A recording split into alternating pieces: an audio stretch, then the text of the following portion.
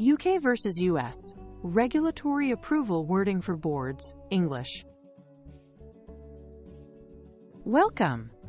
Today, we'll sharpen your board minute writing so it stands up to regulators and courts.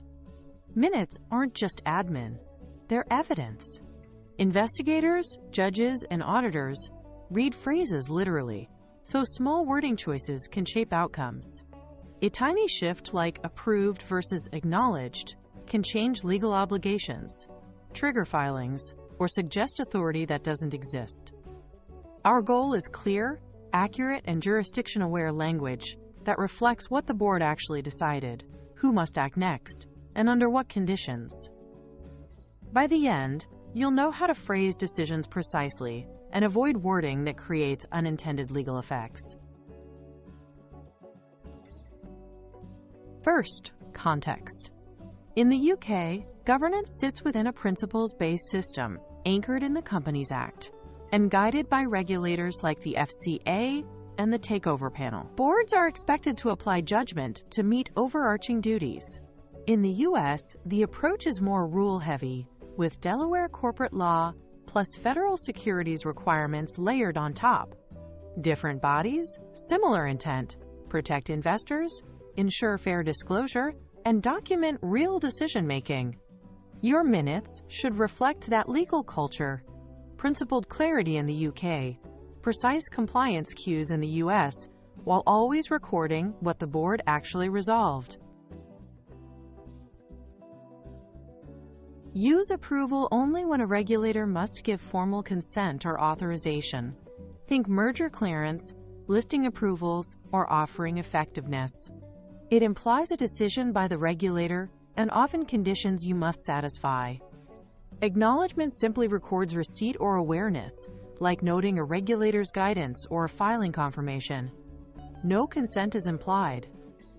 Choosing the wrong term can mislead. Writing approved by the FCA when the FCA merely received a notification creates risk. Match the word to the regulator's role in that process. Approve/consent/clear for formal sign-off.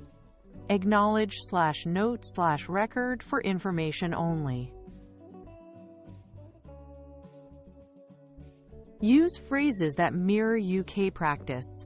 For conditions, write, subject to FCA panel approval, to show the decision doesn't take effect until consent arrives. For disclosure readiness, say, the board noted the need to notify RNS, which records awareness of a market announcement obligation without implying approval by the exchange. When timing matters, combine decision and condition, resolved to approve, conditional upon, followed by specific approvals, filings, or third-party consents. Keep attributions clear: which officer will file, by when, and what happens if approval is refused. Precision here prevents accidental commitments. In U.S. deals, conditions often reference statutes.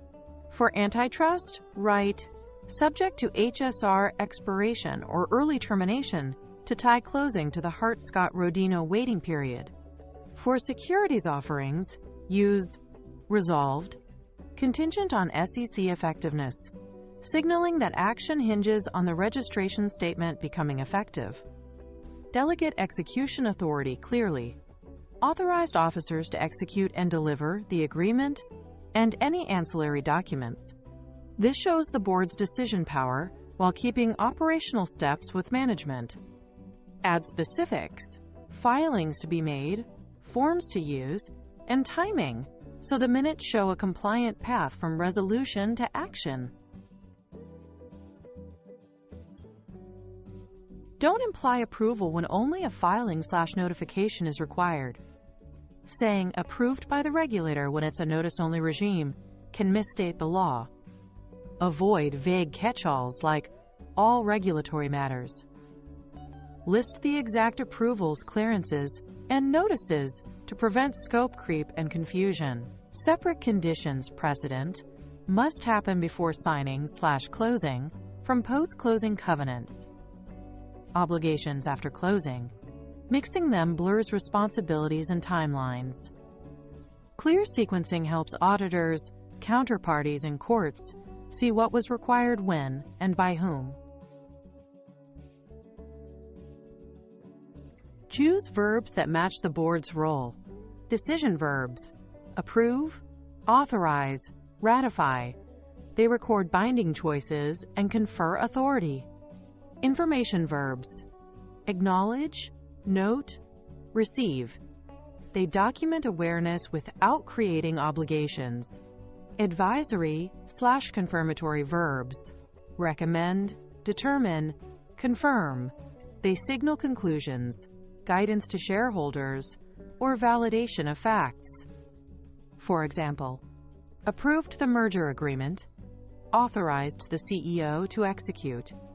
Decision: noted receipt of the FCA guidance, information, confirmed compliance with listing rules. Confirmatory: the right verb guards against accidental promises or unauthorized actions. Before you finalize, run this quick check. 1. Name the regulator and statute: FCA, Takeover Panel, SEC, HSR. State law references like Delaware GCL. 2.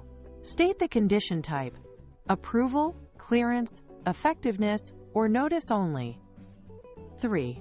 Assign responsible officers and timelines: who will file, by what date, and how confirmations will be recorded. 4. Add fallback steps if approval is delayed or refused. 5. Ensure resolutions, conditions precedent, and post-closing covenants appear in separate, clearly labeled paragraphs. Crisp minutes now save explanations later.